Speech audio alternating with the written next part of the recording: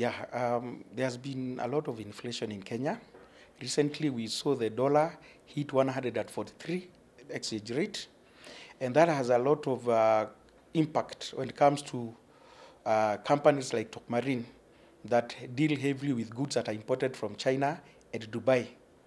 And that whenever the dollar rate goes up, it becomes more expensive for traders in Kenya to import goods from the respective countries, that is mostly from Dubai and China. And I would say since the inflation hit that high and the exchange rate hit that high, the number of customers ordering goods from those countries has really gone down. Because again, most of the traders would complain if they buy at that kind of a rate, they will not be able to sell their goods because it's going to be quite expensive. So as a company, that's Top Marine logistics company, we've suffered a lot from that high exchange rate. That the volume of goods has really come down, and to be fair, as a company, we've been struggling.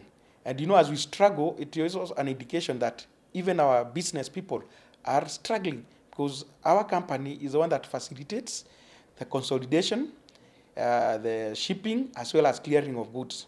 So it is an all-round kind of a consequence of this kind of high exchange rate. As a Top Marine logistics company, we've tried to come up with innovations to survive. Because to be fair, the innovations that we've come up with have nothing to do with improving the business, but rather as strategies to survive, where we've adopted use of technology as a way of trying to minimize on the costs of importing goods from China and Dubai. The other thing, we've also encouraged our clients, who are the traders in Nyamakima, Kamkunji, Ikomba, and all over the country.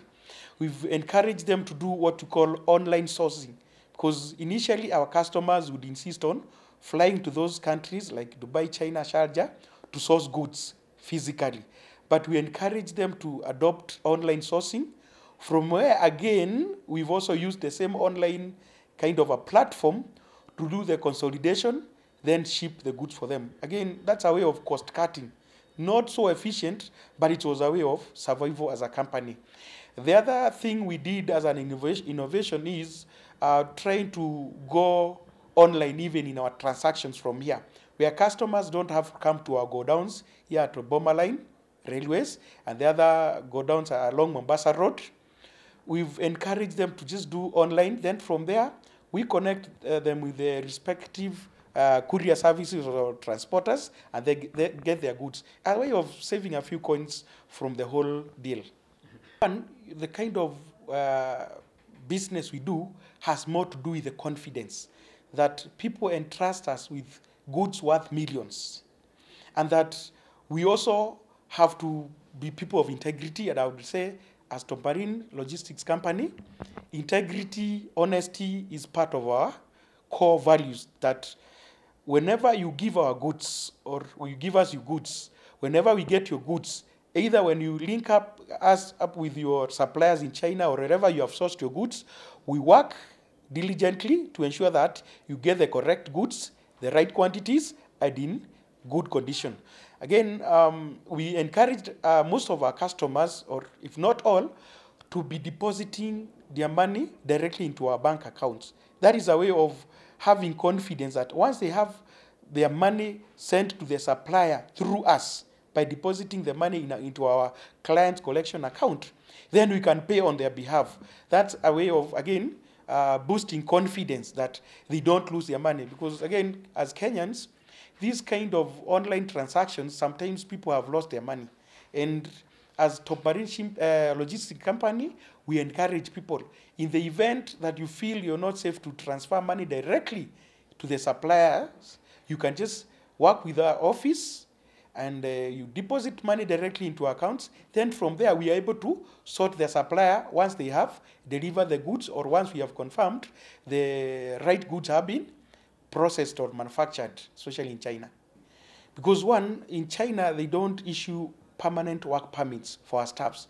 And as part of the confidence that I said, Kenyan traders would want to see some of the Kenyan staffs of our companies being stationed there permanently, so that he can work directly with them. So again, we have that challenge because the Chinese government has never opened up that kind of an arrangement where our staffs could have permanent work permits so that they could be permanently stationed there to be working directly for our company. So it's a request or it's a plea to our Kenyan government to work hand in hand with the Chinese government so that we can see up to it that the registered companies like Top Marine Logistics Company have their staffs permanently stationed in China with good papers, that is work permits, and we'll be able to do business. Because I can tell you, once we have that, we will do. And with the kind of resilience Kenyans are known to have, it is only a matter of time and we shall be able to overcome all these hurdles. The inflation notwithstanding, we shall be able to rise above that.